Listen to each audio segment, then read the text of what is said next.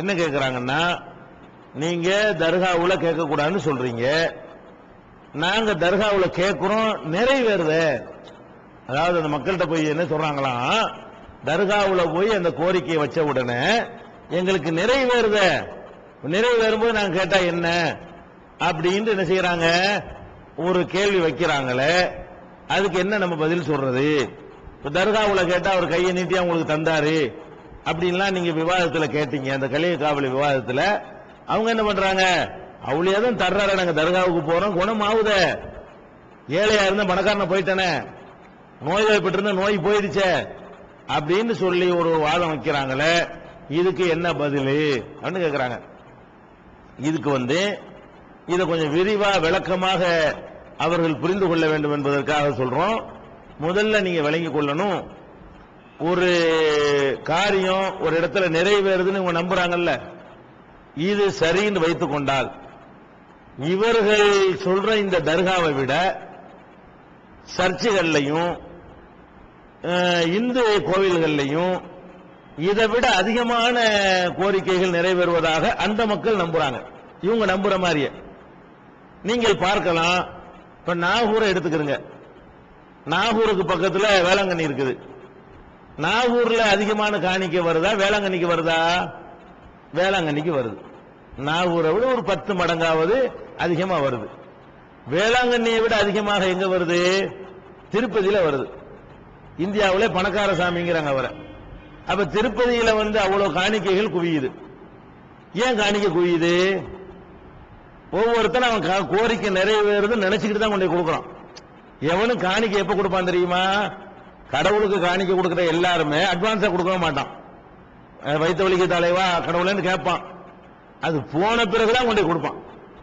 அப்ப இந்த காணிக்கைகளை போடுறது என்ன விளங்குதுன்னு கேட்டா, அந்த மக்கள் நம்புகிறார்கள், வேளாங்கண்ணிக்கு போற மக்கள் நம்புகிறார்கள், நமக்கு இந்த வேளாங்கண்ணி மாதா நமக்கு இந்த கோரிக்கை நிறைவேற்றிட்டாங்க அப்படின்னு அவங்க நினைக்கிறாங்க. வெங்கடாஜலபதி நம்ம கோரிக்கை நிறைவேற்றிட்டாரு அப்படின்னு நினைக்கிறாங்க. நிறைவேறியதாக நம்புற காரணத்தினாலதான் அதுக்கு அதுக்குரிய காணிக்கையை கொண்டு போய் அங்க போடுறாங்க. இப்ப இவங்க நம்ம சகோதரர்கள் நாகூருக்கு சொல்றாங்களே காரணம், அது சரின்னு வைத்துக் கொண்டால் இதுவும் சரிதானே? அப்ப இதை விட அதிகமா அங்க போறாங்களா, அங்க போய் சொல்லுங்களேன். நாகூர்ல கம்மியான காணிக்கை தான் உழுவுது, கொஞ்சம் கோரிக்கை தான் நிறைவேற்றுறாரு. வேளாங்கண்ணியில் அதிகமான பேருடைய கோரிக்கை நிறைவேற மாதிரி தெரியுது காணிக்கையை வச்சு பார்த்தோம்னா. அப்ப என்ன பண்ணனே, நாகூரை விட அது பரவாயில்ல, பவர்ஃபுல்லு அப்படின்னு அங்க போயிட வேண்டியதானே? இல்ல அங்க இருந்து இங்க வந்துட வேண்டியதான, பக்கம் திருப்பதிக்கு வந்துடலாமே. ஏன் அதை விட அதிகமான பேருக்கு நிறைவேறுத? கட்டு கட்டாவில் கோடி கோடியாவில் உண்டியல்ல உடைச்சு இருக்கிறாங்க. மாசம் மாசம் கோடிக்கணக்கான ரூபாய்கள் உண்டியல்ல சேருது. முடி விக்கிற காசு, அந்த இறக்கி போடுற முடி இருக்குத, அதுவே கோடிக்கணக்கான ரூபாய்கள். அப்ப எவ்வளவு பேர் காணிக்கை கொண்டு போய் கொடுக்கறான்னு பாருங்க. காசு இல்லாதவன் முடியாவது இறக்கிட்டு வர்றாங்க கொண்டு போய், அதை வித்து கோடிக்கணக்கான ரூபாய் வருமானங்கள் வருது. அப்ப இவங்க வாதம் சரின்னு வைத்துக் கொண்டால் எங்களுக்கு நிறைவேறுத அப்படின்னு வச்சுக்கிறோம். பேச்சுக்கு நிறைவேறல. ஏன் நிறைவேறுதுன்னு ரெண்டாவது சொல்றேன். நீங்க சொல்றீங்கல்ல எங்களுக்கு தர்காவில் நிறைவேறுது, நிறைவேறுதுன்னு ஒரு பேச்சுக்கு வைத்துக் கொண்டீர்களே, ஆனால் அதை விட அதிக நிறைவேற இடத்துக்கு நீங்க போயிட வேண்டியதானே? வெங்கடாஜலபதி ரஹ்மத்துல்லாஹி அலைஹின்னு சொல்லிட்டு போயிட வேண்டியதானே? வேளாங்கண்ணி மாதா ரலியல்லாஹு அன்ஹான்னு சொல்லிட்டு அங்க போயிட வேண்டியதானே? போவீங்களா? அங்கே தப்புங்கிறீங்க. அப்ப ஃபர்ஸ்ட் என்னன்னு கேட்டா, இது தவறு என்பதற்கு அவங்க மனசாட்சி தீர்ப்பளிக்கிறது. அப்ப நிறைவேறுத இப்ப பொய்யா நிறைவேறுதுங்கிறீங்கல்ல, அதனுடைய சூட்சமத்தை நீங்க விளங்கிக்கணும். இஸ்லாத்துல எல்லாத்துக்கும் ரிப்ளை இருக்கிறது. நீங்க அந்த ரிப்ளை அறிந்து கொள்ளல. எல்லாத்துக்கும் இஸ்லாத்துல பதில் இருக்கிறது. நீங்க தப்பு தவறா ஒன்னு விளங்கினாலும் கொஞ்சம் ஆழமா செஞ்சு பாத்தீங்கன்னு சொன்னா சரியான விடை இஸ்லாம் தந்துரு, அதோட நீங்க கிளியர் ஆயிருவீங்க. அப்ப என்ன அந்த விடை என்று சொன்னால், வேளாங்கண்ணில் நிறைவேறினாலும் சரி, திருப்பதியில் நிறைவேறினாலும் சரி, நாகூர்ல நிறைவேறினாலும் சரி, அவங்க எல்லாம் எத்தனை பேர் அதுல போய் கோரிக்கை வைக்கிறாங்களோ அத்தனை பேருக்கும் நிறைவேறது கிடையாது.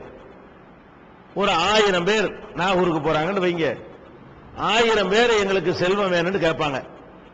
அந்த 1000 பேரும் பணக்காரனா போனான்னு லிஸ்ட் எடுத்து பாருங்க. ஒரு 2 வருஷம் 3 வருஷம் கழிச்சு பார்த்தா அதுல ஒரு 10 பேர் செல்வந்தன் ஆயிருப்பான். மீதி 990 பேர் என்னவா இருப்பான்? அதே நிலையில இருப்பான், அதை விட கீழே வந்திருப்பான். அதை விட அதல பாதாளத்தில் இறங்கியிருப்பான். அதே மாதிரி வந்து வேளாங்கண்ணிக்கு ஒரு 1000 பேர் போறான்னு வைங்க, 50 பேருக்குமா கோரிக்கை நிறைவேறுது? 1000க்கு 10ங்கிற கணக்குல தான். அங்க வந்து இங்க வர்றது 1000 இருக்கனால 1000க்கு 10, அங்க 5000 பேர் போறதுனால 50 பேர் வந்து காணிக்க போற ஒரு நிலைமை வந்துருது. அப்ப அங்க அதிகமான பேர் போறாங்க. அந்த அதிகமான பேர் போனாலும் அதுலயும் அதே ஒரு 10% பேருக்கு தான் கோரிக்கை நிறைவேறுது. அப்புறமேல திருப்பதிக்கு போறாங்க, 10,000 பேர் போறாங்க, 100 பேருக்கு ஆகும். 10,000 பேர் போனார்களே, 100 பேருக்கு ஆகுமே தவிர 9,900 பேருக்கு ஆகாது. அப்ப எங்க பார்த்தாலும் நீங்க ஒரு எடுத்து பார்த்தீங்கன்னு சொன்னா 1000க்கு 10, 1000க்கு 20ங்கிற ஒரு கணக்குல இந்த மாதிரி ஒரு கோரிக்கை வைக்கும்போது நிறைவேறுது. இந்த நிறைவேறின ஆளுக்கு தான் கொண்டு போய் காணிக்கையை கொடுக்குறாங்க. நல்லா விளைவிக்கிறணும். நிறைவேறாதவர்கள் என்ன செய்யணும்? அவங்க கடமை என்ன? அதை வந்து அம்பலப்படுத்தணும். என்னையா இது, நாங்க போனோம் அவளியா ஒண்ணு தரமாட்டேன்ட்டாரு அப்படின்னு சொல்லணும். சொல்ல மாட்டாங்க. ஏன் சொன்னா உள்ளதும் போயிருமோன்னு பயம். அவளியா ஏதாவது பண்ணிடுவாரோ, பேசாம இருந்துக்குருவோம். அதனால அதுல நடக்கலங்கிறவன் வந்து வாயை முடிக்கிறான். சர்வை எடுத்து ஓட்டெடுப்பு போச்சான்னு வைங்க, நடந்தது எத்தனை நடக்காது எத்தனை சாயம் வெளுத்து போயிடும்.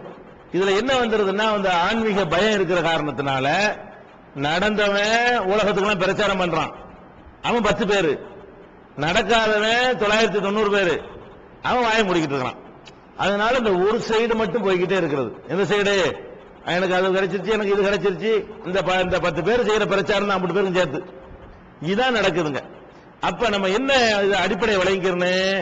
அப்ப நாகூர்லயும் நடக்குது, வேளாங்கண்ணிலையும் நடக்குது, திருப்பதியில் நடக்குதுன்னா 3 ஒண்ணுக்கு சம்பந்தம் இல்லாத மேட்ரு.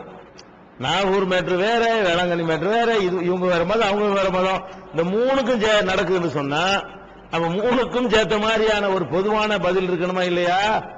பொதுவான பதிலை இஸ்லாம் சொல்லுகிறது. என்ன சொல்லுதுன்னு கேட்டா, ஒரு மனிதனுக்கு ஒரு நல்லது நடக்க வேண்டும் என்றாலும் கெட்டது நடக்க வேண்டும் என்றாலும், ஏற்கனவே நடந்து போன கெட்டது நீங்க வேண்டும் என்றாலும் இறைவன் என்ன பண்றான்னு கேட்டா, அதுக்கு ஒரு காலத்தையும் நேரத்தையும் அவன் நிர்ணயித்து வைத்திருக்கிறான்.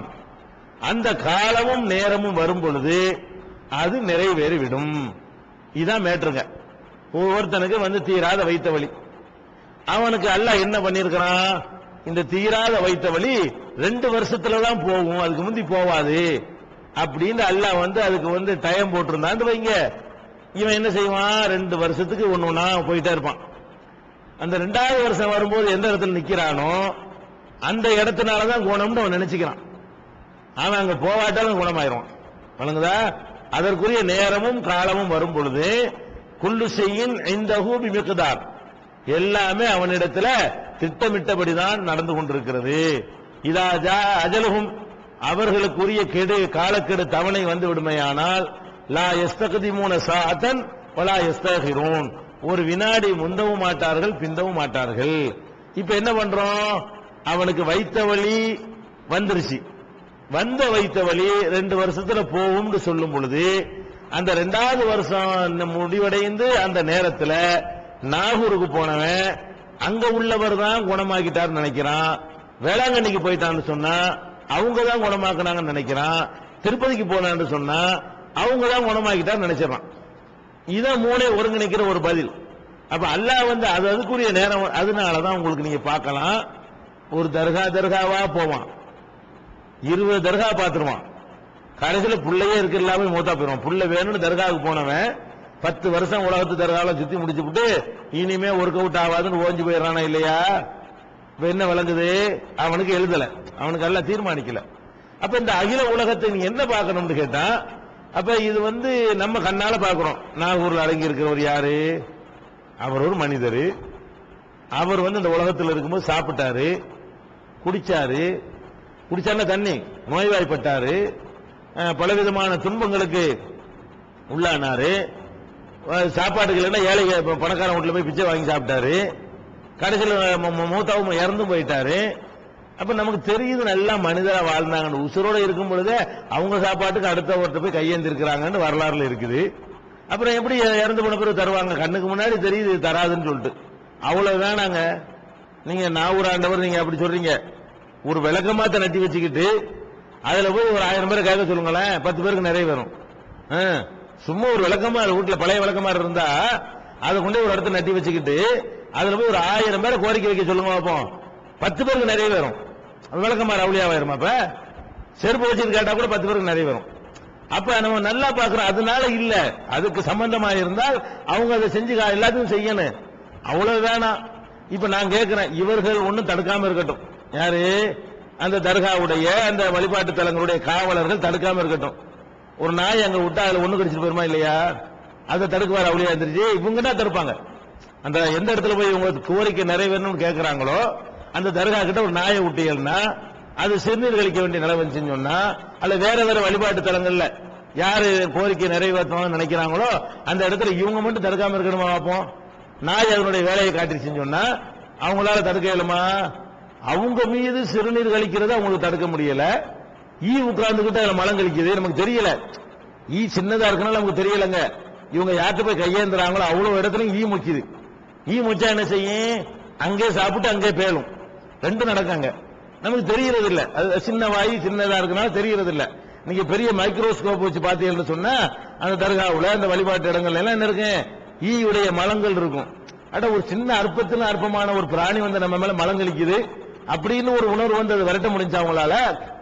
கண்ணுக்கு முன்னாடி தெரிகிற உண்மையை தூக்கி போட்டு நடக்குதுங்கிறீங்க. இது நடக்கல. இதையில அவர் செய்யணும். தன்னையில காப்பாத்திக்கணும் அவரு. அவ தன்னையை காப்பாற்றிக் கொள்ள முடியாம இருக்காரு. இதெல்லாம் இப்படிலாம் சிந்திக்கணும்.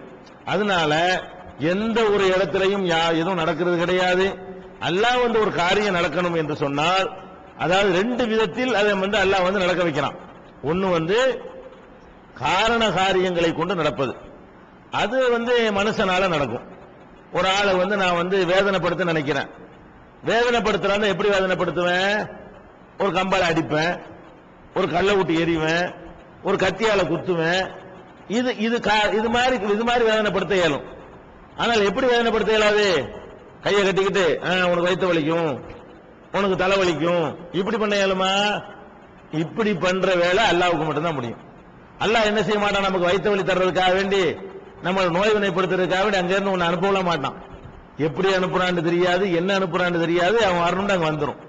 அவன் நாடும் அங்க நடந்துரும். அப்ப நினைத்ததை முடிப்பவன் அவன் மட்டும்தான். அப்ப நினைத்ததை முடிப்பவன்கிற நிலையில இருக்கிற அல்லாஹ் ஒருத்தன் தானே தவிர மத்த யாரும் எதை செஞ்சதா இருந்தாலும் கண்ணுக்கு தெரிகிற மாதிரி தான் செய்ய முடியும். இதுதான் அடிப்படையான விஷயம். நான் ஒரு ஆள் என்கிட்ட 1000 ரூபாய் கேட்கிறாரு, போங்க உங்க பாக்கெட்ல 1000 ரூபாய் இருக்கும் அப்படின்னு என்னால சொல்ல முடியாது. எப்படி சொல்ல முடியும்? பாக்கெட்ல பார்த்து அந்த 1000 ரூபாய் இருந்தா வச்சுக்க, இப்படிதான் கொடுக்க முடியும். அப்ப நான் எடுக்கிறவருக்கு தெரியும், கொடுக்கிறது தெரியும். 1000 ரூபாய் கண்ணால பாப்பாரு, என் கை நீட்டுறதை பாப்பாரு, அவர் கை நீட்டுவாரு, என்னிடத்துல வாங்குவார். அப்ப இப்படித்தான் வந்து மனிதர்களா உதவ முடியுமே தவிர எப்படி உதவ முடியாது? அல்லாஹ் உதவுற மாதிரி உதவ முடியாது. அல்லாஹ் நமக்கு செல்வம் தர்றான நம்மளே பாக்குறோம். இவெல்லாம் மாடு மேய்க்கு தான் லாயக்குன்ற ஆட்கள்லாம் பாக்குறோம். கோடீஸ்வரனா இருக்கிறோம். அப்படி வானத்தை பொத்துக்கிட்டு எல்லாம் கொடுத்தானா? இல்ல. வீட்டுல தங்கப்பாலம் விளைஞ்சிருச்சா? அப்படிலாம் கொடுக்கல. எப்படி கொடுக்கறான் அவனுக்கே தெரியாது. இந்த பணக்காரன் ஆனவன்ட்டு இப்ப எப்படிரா எப்படிலாம் தெரியல. தொட்டதெல்லாம் பொண்ணாவுங்கிற மாதிரி என்ன செய்யுது? அவனுக்கு கொடுக்கணும் எல்லாம் நினைச்சிட்டான்னு சொன்னா அது வாழ்ந்துக்கு வந்து எப்படி வந்தா எனக்கு தெரியலங்கிறான். அவனே தெரியலாம். யாரு பணக்காரன் ஆயிட்டான் அவனே சொல்றான், நான் எப்படி பணக்காரன்னு எனக்கே தெரியல. அப்ப நமக்கே தெரியாத விதத்தில் தரக்கூடியவன் அல்லாஹ். நமக்கு தெரியும் விதத்தில் தரக்கூடியவன் யாரு? மனுஷன். அப்ப நீங்க அல்லாஹ் தர்ற மாதிரி அவுளியா தருவார் நினைக்கிறீங்க. அவர் மனுஷன் தர்ற மாதிரி தரட்டு நான் ஒத்துக்கிறேன். எப்படி தரணும்? நான் போய் தர்காவில் போய் நான் கேட்பேன், அவுளியாவே ஒரு 1000 ரூபாய் கொடுங்க. அவர் அங்கிருந்து கையை நீட்டி தரணும். அதான் மனுஷன் தரக்கூடிய முறை. அப்படி தர்றபார் நீங்க என்கிட்ட காட்டினீர்களே ஆனால் நானும் ஒரு 1000 ரூபாய் வாங்கிட்டு வந்துருவேன். தப்பு கிடையாது. கையை நீட்டி ஒரு 1000 ரூபாய் தர்றதை நானும் பார்த்து அவரும் பார்த்துற மாதிரி உலகமே பார்த்துட்டு இருக்கிற மாதிரி தந்தாரே ஆனால் அது வந்து சிறுக்காவாது. ஏன்? அவர் மனிதன்கிற முறையில மனிதன் தர்ற மாதிரி அவர் தர்றாரு, வாங்கிக்கலாம். மிஷின் போய் வாங்குறமே மனுஷன் அவுளியா என்ன அவுளியா? ஏடிஎம் கார்டை சொருவி 10,000 ரூபாய் எடுத்துட்டு வந்துடுறோமே, ஏன் அது சிறுக்கா? மிஷினும் தருது, கண்ணால பாக்குறோம். அது அட்டையை சொருவி நம்பரை கூட என்ன செய்யுது, எவ்வளவு வேணுங்குது அடிச்சோன்னு 10,000 ரூபாய் வந்துருது. அப்ப 10,000 ரூபாய் போய் மிஷின்ல கேட்கிறோமா இல்லையா? அப்படி கேட்கலாம். மிஷின்ல கேட்கலாம், கல்விட்ட கேட்கலாம், கல்விட்ட கேட்கலாம், தந்தா கேட்கலாம். தருவது உங்களுக்கு தெரிஞ்சால் கேட்கலாம். தெரியாம தர்றாரு நினைச்சீங்கன்னா அது கற்பனை. அது அல்லாஹ்வுக்கு மட்டும் உள்ள தனித்தன்மை. இதுதான் நாங்க சொல்லக்கூடியது. இது விரிவா ஒரு பயான் பண்ற அளவுக்கு உள்ள ஒரு மேட்ரு இருந்தால் நீங்க கேட்டதுக்காக வேண்டி சுருக்கமாக இந்த விளக்கம்